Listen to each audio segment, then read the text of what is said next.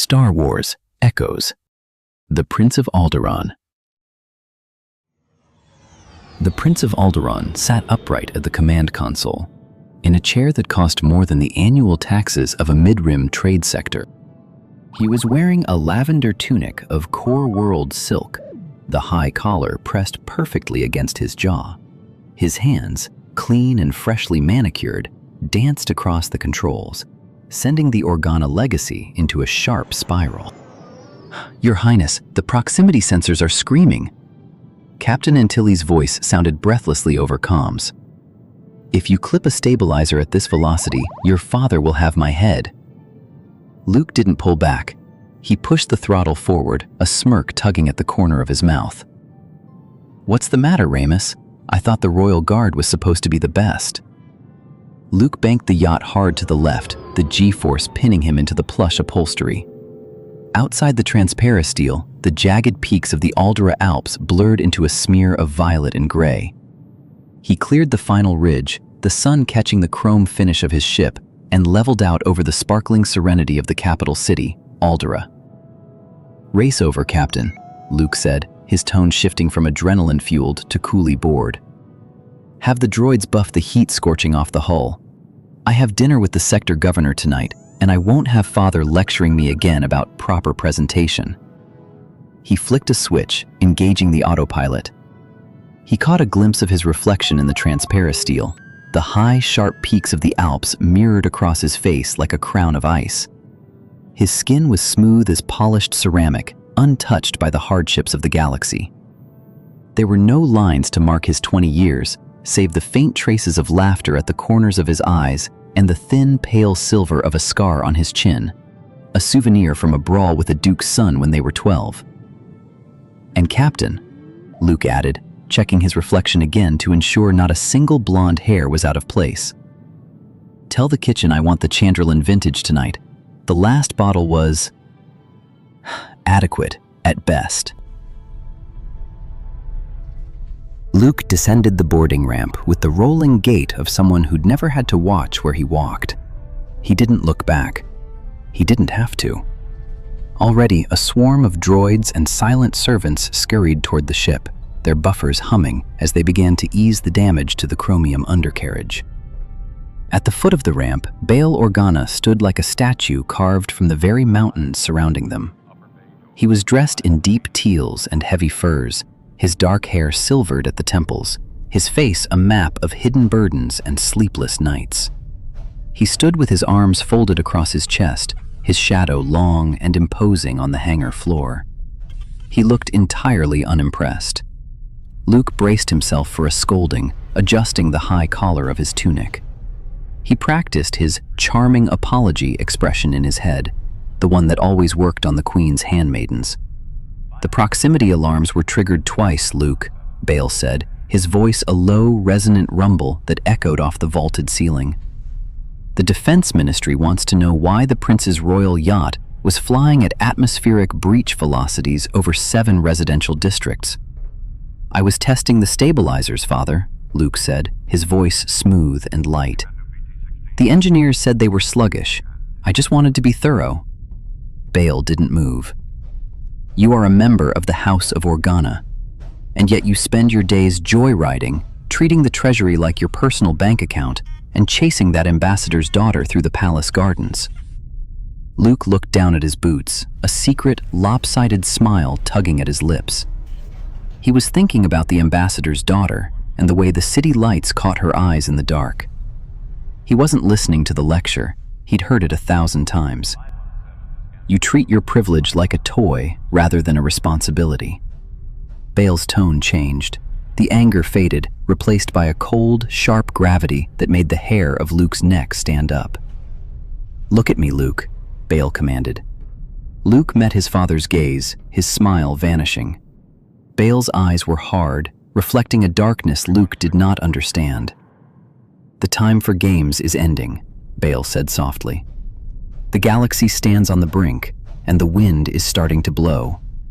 You must decide, and soon, the kind of person you want to be.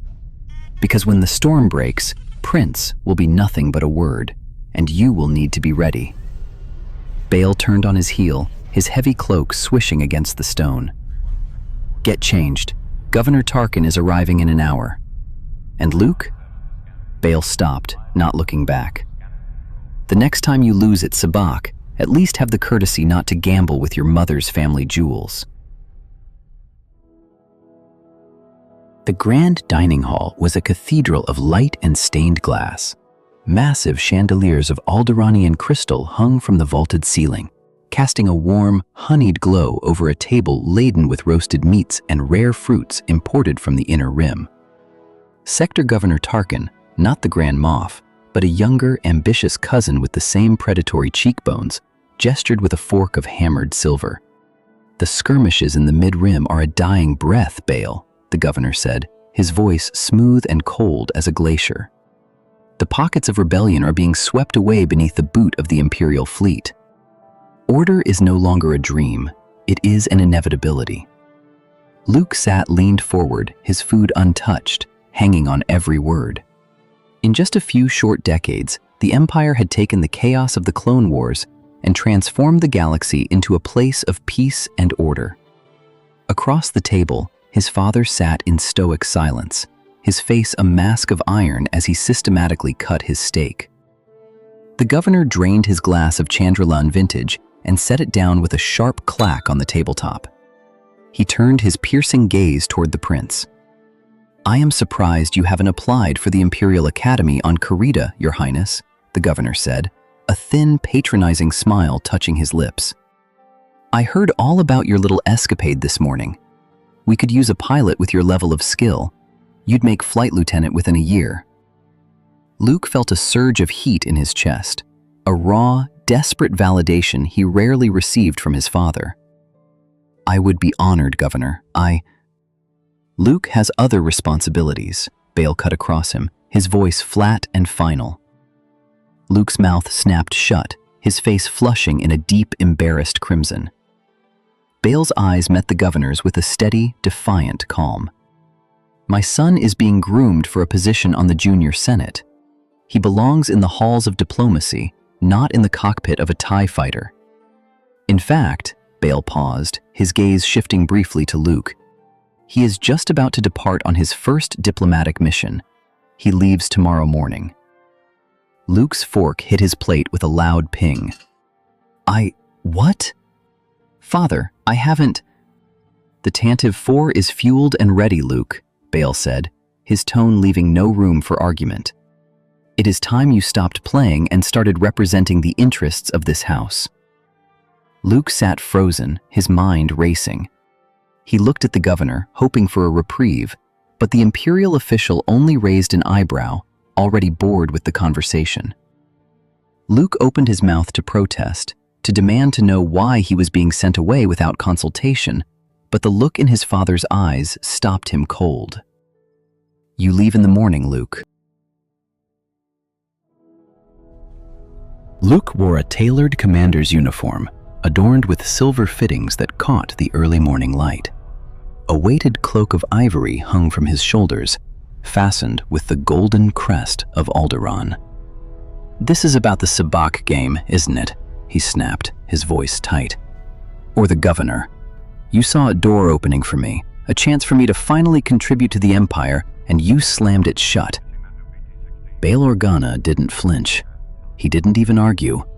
He simply raised a hand, a single authoritative gesture that cut the air and silenced his son. The stillness that followed was heavy. "You could tell me the parameters of the mission, at least," Luke demanded, adjusting his silver-cuffed gloves with jerky, agitated movements. "If I'm to be your envoy, I should know where I'm going and who I'm meant to impress." "You are to secure a package from the Outer Rim," Bail said, his voice weary but firm. "And you are to return it here, to Alderaan, without delay. You will not stop. You will not deviate. You will not attract attention." Luke's lip curled in a sneer of pure distaste. "You're making me a delivery boy? Is that it? A glorified courier in a prince's garb?" He stepped closer, his eyes narrowing. "What's so vital that it requires the heir to the House of Organa to retrieve it?" "That is not your concern," Bail replied. Luke's jaw dropped in genuine shock. As commander of this mission, it is essential that Captain Antilles is in command of this mission, Bail said firmly. You are there to watch, and you are there to learn. You are a diplomatic passenger, a symbol of my house, nothing more. Luke felt the blood rush to his face, a heat that had nothing to do with the morning sun. This is an insult, Luke cried, his voice trembling. I am the Prince of Alderaan. The mask of the senator slipped. Bail moved forward, placing a hand on Luke's shoulder. He wore an expression of deep sadness. You are my son, he said. You may not have my blood, but you have my name. And when you return from Tatooine, we will have a long talk about your future in this house. I haven't always been honest with you. There are things I judged you too young or too immature to understand. That stops now. This mission is critical. It is imperative that you return here without incident. Luke hesitated, his words caught in his throat. Bail Organa turned away as the engines of the Tantive IV roared to life. The Prince of Alderaan watched his father leave, the weight of his cloak suddenly feeling uncomfortable. What was so important about Tatooine?